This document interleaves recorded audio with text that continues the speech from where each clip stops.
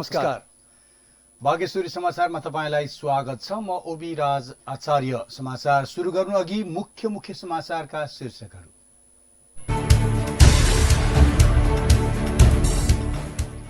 सोमबार बाँकेका विभिन्न आइसोलेसनमा रहेका थप 5 जना कोरोना संक्रमित डिस्चार्ज।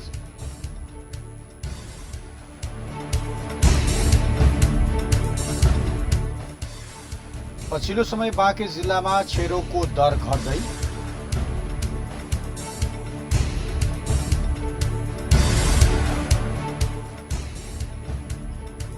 नेपालमा सोमबार थप 476 जनामा कोरोना भाइरसको संक्रमण पुष्टि।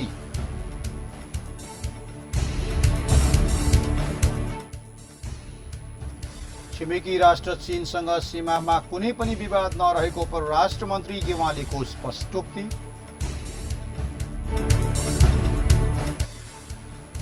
र कमिटीलाई पूर्णता दिँदै नेपाल क्रिकेट संघ।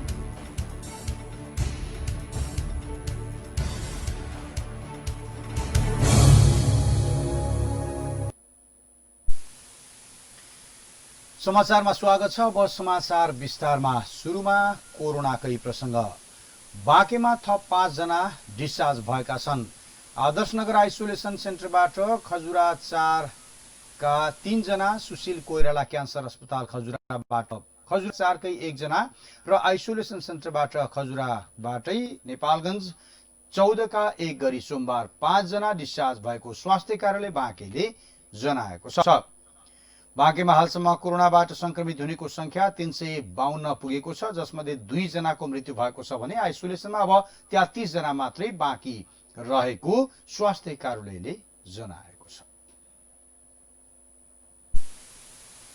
नेपालगञ्जको भेरी अस्पताल प्रयोगशालामा गरिएको पीसीआर परीक्षणमा कालीकोट र डोल्पाका 4 जना कोरोना संक्रमित थपिएका छन्।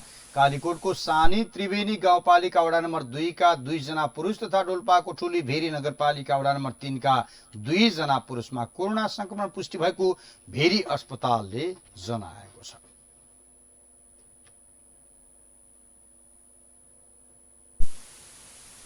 कर्णाली प्रदेशको राजधानी सुर्खेतको वीरेन्द्रनगरमा रहेको वीरेन्द्रनगर अर्गानिक कृषि फर्ममा 17औं राष्ट्रिय धान दिवस विभिन्न कार्यक्रमको आयोजना गरी मनाइएको छ। प्रदेशको भूमि व्यवस्था, कृषि तथा सहकारी मन्त्रालयको समन्वयमा धान दिवस मनाइएको हो। धान दिवस तथा रोपाई महोत्सवमा सहभागी हुन पुगेका कृषि मन्त्री विमला केसीले कर्णालीमा मात्रै रासायनिक मल अभाव भएको नभई देशैभरको समस्या भएको बताएकी छिन्। उनले रासायनिक मल नआउँदा उत्पादन घट्ने अवस्थाको अन्त्य हुनुपर्ने भन्दै त्यसका लागि प्राङ्गारिक मलको उत्पादनमा जोड दिनुपर्ने धारणा राखेकी छिन्।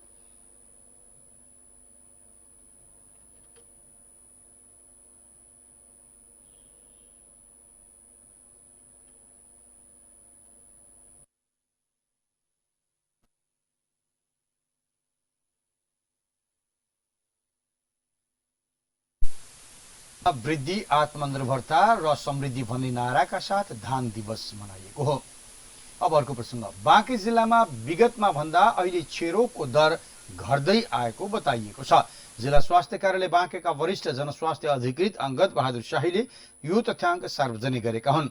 सोमबार नेपालगञ्जमा आयोजित नेपालमा क्षयरोग र एचआईभी सेवाको पहुँचमा मानवाधिकार र लैंगिक अवरोध न्यूनीकरण कार्यक्रममा अधिकृत शाहीले यस्तो बताएका हुन्। सेभ द चिल्ड्रेनको सहयोगमा तथा नेपाल क्षयरोग निवारण संस्था बाँकेद्वारा सरोकारवालाहरूलाई अभिमुखीकरण तथा बैठक पछिको आयोजना गरिएको हो। शाहीले पछिल्लो केही वर्षदेखि बाँकेमा क्षयरोगको दर घट्दै गएको पनि बताएका छन्। 90 जना पोहोरको आर्थिक वर्षमा क्षयरोगी थिए, पोहोरको असारसम्म। अहिले अर्को असार लागिसक्यो। अहिलेको 2 चौमासिङमा 8 महिना पुगिसकेपछि 470 जना मात्रै छन्। क्षयरोगीको दर पनि बाँके जिल्लामा पहिलेभन्दा घट्दै आएको छ। 2025, 2400, 1600, 1100 हुँदै पोहोरको आर्थिक वर्षमा 800 भन्दा कम भयो, 795 भयो। अब चाहिँ अहिले हामी 600 भन्दा कमै हुन्छ। हाम्रो प्रगति सबै आएको छैन असारसम्म। क्षयरोग निवारण संस्था बाँके सभापति शान्ति श्रेष्ठको सभापतित्वमा भएको कार्यक्रमको उद्घाटन नेपालगञ्ज उपमहानगरपालिका वडा नम्बर 6 का वडा अध्यक्ष समीर प्रताप सिंहले गरेका थिए। कार्यक्रममा जिल्ला प्रशासन कार्यालय, जिल्ला प्रहरी कार्यालय, टिभी नेपाल, आईएनएफ लगायतका सरकारवाला संस्थाहरूको प्रतिनिधि गरी 20 जनाको सहभागिता रहेको थियो। संस्थाका सचिव सुन्दर साक्यले सञ्चालन गरेको कार्यक्रममा उपसभापति बद्रुद्दिन अन्सारीले स्वागत गरेका थिए।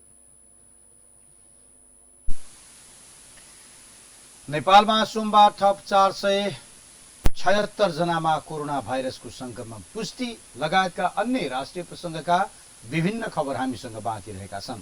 बागेश्वरी समाचारमा पालो भएको छ छोटो व्यापारिक विश्राम।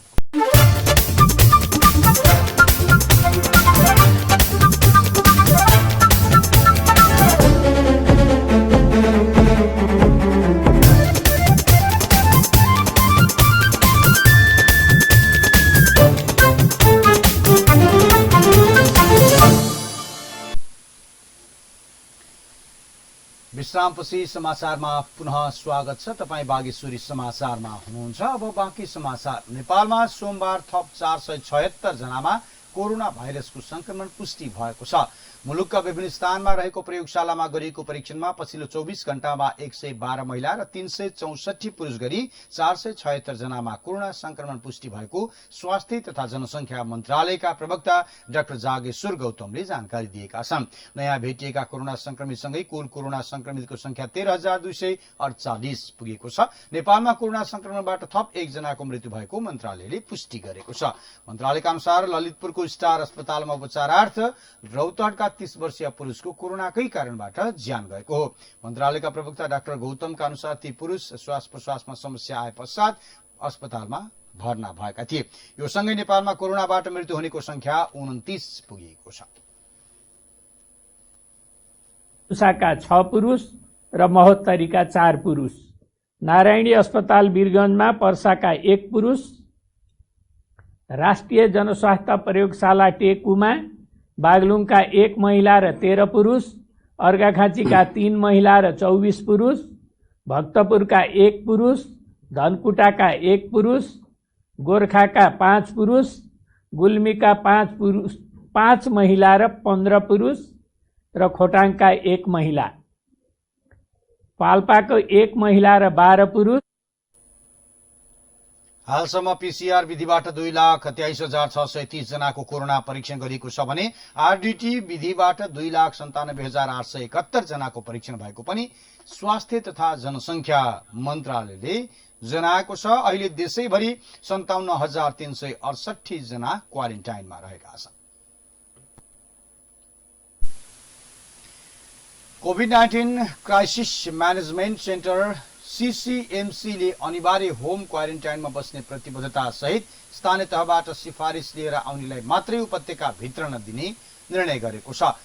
सीसीएमसी को सोमबार बसेको बैठकले स्वास्थ्य तथा जनसंख्या मन्त्रालयको मापदण्ड अनुसार 14 दिन होम क्वारेन्टाइनमा बस्ने गरी स्थानीय तह, वडा कार्यालय र प्रहरीको सिफारिस लिएर आएमा होम क्वारेन्टाइनमा बस्ने प्रतिबद्धता भए मात्रै उपत्यका भित्र नदिने निर्णय गरेको प्रधानमन्त्री तथा मन्त्री परिषद कार्यालयका सचिव महेन्द्र गुरागाईले जानकारी दिएका छन्। यस्तै हवाई तथा स्थल मार्गबाट आउने सबैमा सो निर्णय लागू हुने उनले बताए। सीसीएमसीले कोरोना संक्रमणको जोखिमलाई मध्यनजर गर्दै क्वारेन्टाइनहरूमा स्वास्थ्य सामग्री वितरण गर्न मन्त्रालयको अनुमति पनि अनिवार्य गर्ने निर्णय गरेको छ। यस्तै त्रिभुवन अन्तर्राष्ट्रिय विमानस्थलबाट बाहिरिनेहरूका लागि स्वास्थ्य जाँचको व्यवस्था मिलाइएको उनले बताएका छन्।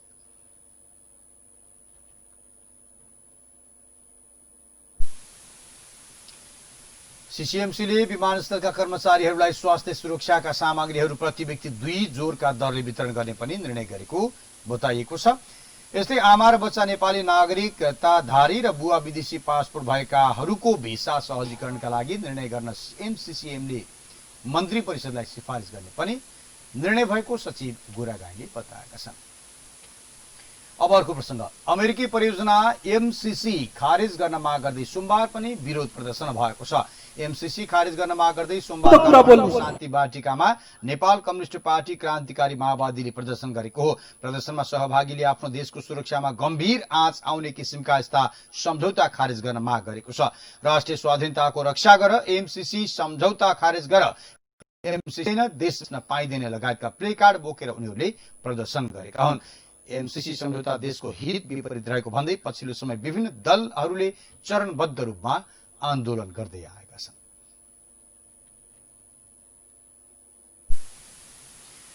परराष्ट्र मन्त्री प्रदीप गेवालीले छिमेकी राष्ट्र चीनसँग सीमामा कुनै पनि विवाद नरहेको प्रश्न पारेका छन्। सोमबार बसेको राष्ट्रिय सभाको बैठकमा विशेष समय लिएर बोल्दै परराष्ट्र मन्त्री गेवालीले चीनसँग सीमानामा कुनै पनि विवाद नरहेको प्रश्न पारेका हुन्। उनले विवाद र राष्ट्रिय सुरक्षाका विषयमा तथ्यमा आधारित भएर मात्र समाचार प्रकाशन गर्न सञ्चार माध्यमलाई आग्रह गरे। उनले दुई देश बीचको सम्बन्धमा प्रतिकूल असर पार्ने गरी समाचार प्रकाशन र प्रसारण नगर्न र यस्ता समाचारबाट भ्रममा नपर्न समेत आग्रह गरेका छन्। मन्त्री गेवालीले चीनसँगको सिमानामा 98 सीमा स्तरमा रहेको र भौगोलिक विकटता र दुई देश बीच कुनै विवाद नरहेकोले सीमा संकेत चिन्ह 37 र 38 खडा नगरिएको पनि बताएका छन्।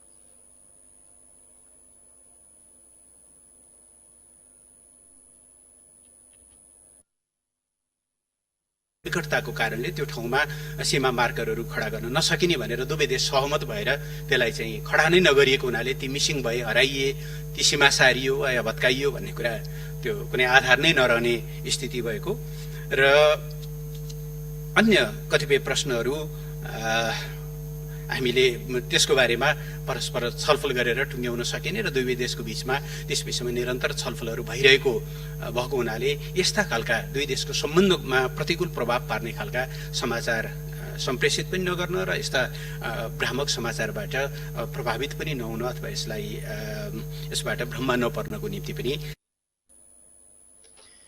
साथै उनले 1-2 विवादले दुई देश बीचको बहुआयामिक सम्बन्ध प्रभावित हुन नहुनेमा सरकार सजग रहेको पनि बताएका छन्।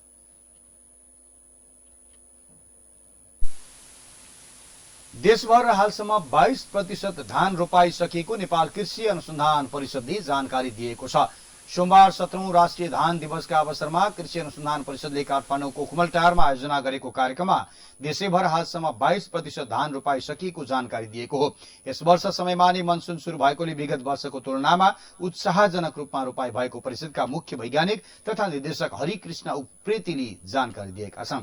यस्तै मौसम प्रतिकूल भए यस वर्ष 15 लाख हेक्टर क्षेत्रमा धान रोपाई हुने अनुमान गरिएको उनको भनाइरहेको छ। हालसम्म नेपालको उच्च पहाडी क्षेत्रमा 40% रोपाइसकिएको तथा मध्य पहाडी क्षेत्रमा सुरुवात भएको र तराईमा रोपाईको मुख्य सिजन अब सुरु भएको उनले बताएका छन्।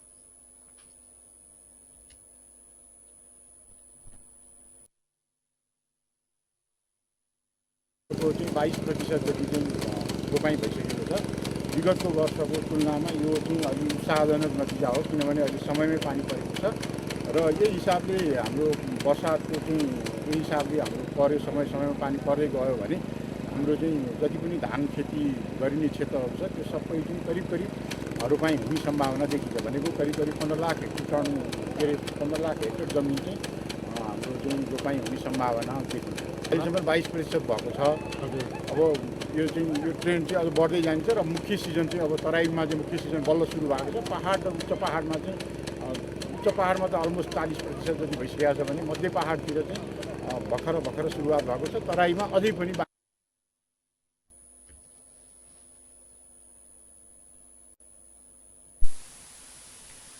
राष्ट्रिय सभाको सोमबारको बैठकमा प्रस्तुत गर्ने कार्यसूची रहेको अख्तियार दुरुपयोग अनुसन्धान आयोग तेस्रो संशोधन विधेयक राष्ट्रिय सभाको कार्यसूचीबाटै हटाइएको छ। राष्ट्रिय सभाको सोमबारको बैठकमा प्रधानमन्त्री केपी शर्मा ओलीले प्रस्तुत गर्ने कार्यसूचीमा भएको उक्त विधेयक कार्यसूचीबाटै हटाइएको हो। सो विधेयकको चौतर्फी विरोध भइरहेका बेला सोमबारको राष्ट्रिय सभाको कार्यसूचीमा राखिएको थियो, तर राष्ट्रिय सभाको बैठकमा सो विधेयक कार्यसूचीबाट हटाइएको अध्यक्ष गणेश प्रसाद तिमिल सिन्हाले जानकारी दिएका छन्।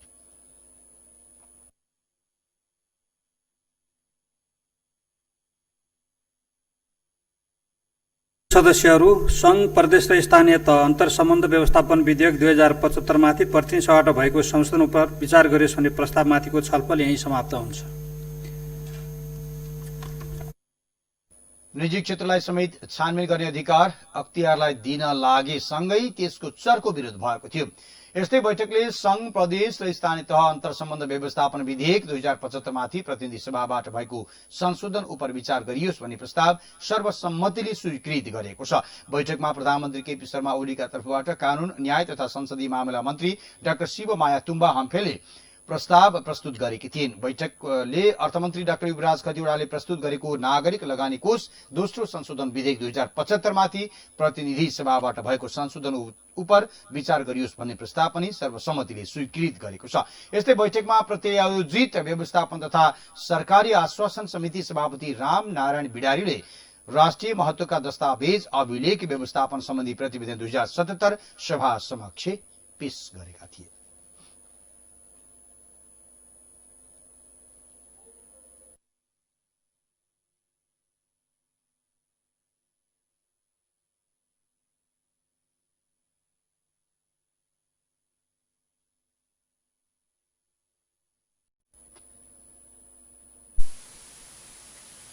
हामी समाचारको अन्तमा खेल समाचार। नेपाल क्रिकेट संघ क्यान मातहतका विभिन्न 4 कमिटीलाई पूर्णता दिएको छ। क्यानको पहिलो बोर्ड बैठकले विभिन्न कमिटीहरूको संयोजक तोकेकोमा क्यानले अहिले आएर समितिहरूमा सदस्य थप गरेको हो। क्यानका सचिव अशोकनाथ प्याकुरेले कमिटीमा नयाँ सदस्य थपेको जानकारी दिएका छन्।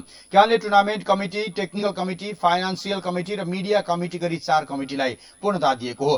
टुर्नामेन्ट कमिटीमा प्रशान्त विक्रम मल्ल, संयोजक दाउद अन्सारी, ऋषिराम गौतम, विक्रम विष्ट, कैलाश विष्ट रहेका छन्। टेक्निकल कमिटीमा संजय राज सिंह संयोजक, वीरेन्द्र बहादुर चन्द, अमृतवीर पाण्डे, अरुण कुमार अरियाल, संजय गुरुङ सदस्य रहेका छन्। फाइनान्सियल कमिटीमा रोशन कुमार सिंह संयोजक, माधव कर्माचार्य, दुर्गाराज पाठक सदस्य रहेका छन्। यस्तै मिडिया कमिटीमा अशोकनाथ प्याकुरे संयोजक, भानुभक्त सिग्देल सदस्य रहेका छन्। क्यान निलम्बन फुकुवा भएपछि कार्तिक 3मा बसेको क्यानको बैठकले 4वटा समिति बनाउँदै त्यसको संयोजक तोकेको हो। क्यानका सचिव प्याकुलद्वारा समितिहरूलाई समन्वय गरी पूर्णता दिएको जानकारी दिएका छन्।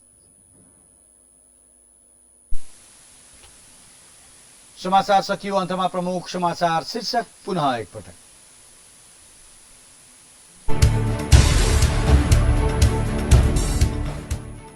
सोमबार बाँकेका विभिन्न आइसोलेसनमा रहेका थप 5 जना कोरोना संक्रमित डिस्चार्ज।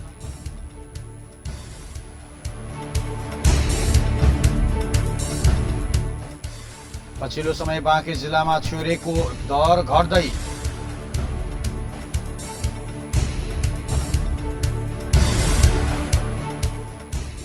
नेपालमा सोमबार थप 476 जनामा कोरोना भाइरसको संक्रमण पुष्टि।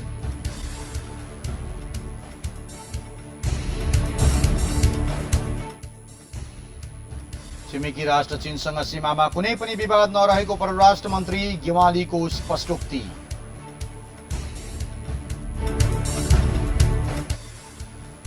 र कमिटीलाई पूर्णता दिँदै नेपाल क्रिकेट संघ।